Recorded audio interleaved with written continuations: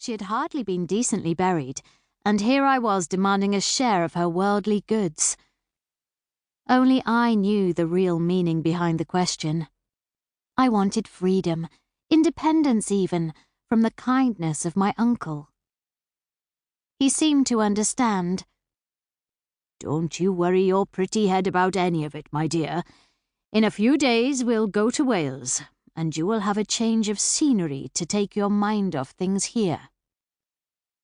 I sighed and went over to the window, moving the drapes a little and drinking in the beauty of the fields rolling away so peacefully, purpled now by the swiftly falling twilight. "I think I'll go up to bed, if you'll excuse me." I could hardly bring the words out, but Uncle nodded his approval. "That's a good idea. This has been a very trying time for you, but believe me, things will look much better when you've had a good rest."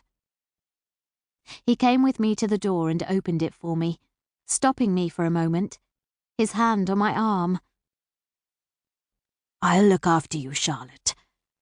I want you to be happy with me. And who knows, in Wales you might meet some charming young man who'll sweep you off your feet." He smiled warmly. "You may even end up marrying Grayson. That would solve your problems, wouldn't it?" Somehow I made a polite reply, but the thought of marrying my cousin made me grit my teeth in anger.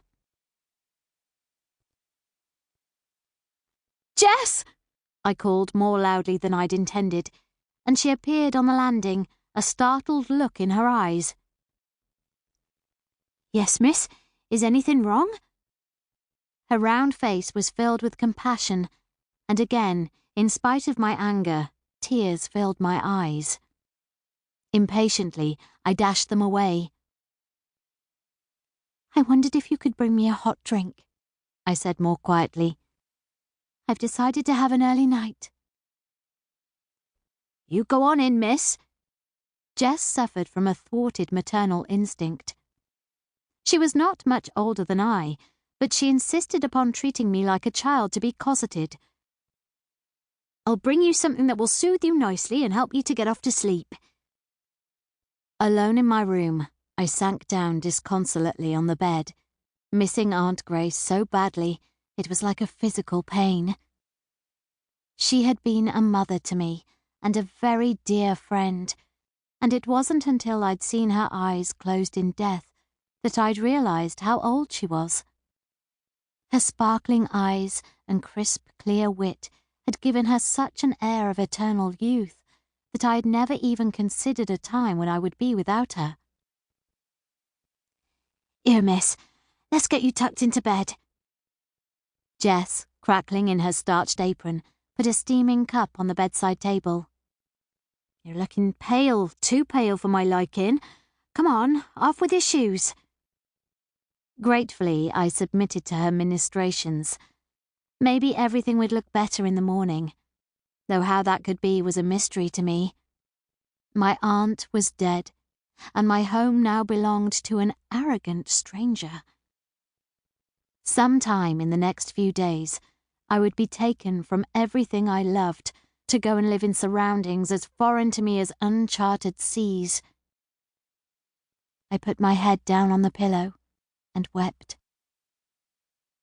Summer seemed to fade quickly into a dismal autumn, as if my own misery had somehow affected the weather. Uncle Tom had just about finished his business at Winston, and preparations were in full swing for the movement of my belongings down to the house in Wales. It was decided that Jess would come with me. For that I was profoundly grateful, though I don't think she relished the idea overmuch. My cousin had kept well out of my way, though I would sometimes catch a glimpse of his tall frame as he strode briskly to the stables before breakfast. Resentment grew in me, along with the thought that if I'd been born a male, Winston would now belong to me. Strangely enough, it was when I was watching Grayson leading out one of the large stallions and almost wishing that I could accompany him for the sheer exhilaration of the ride that I saw Edmund Turner wheel his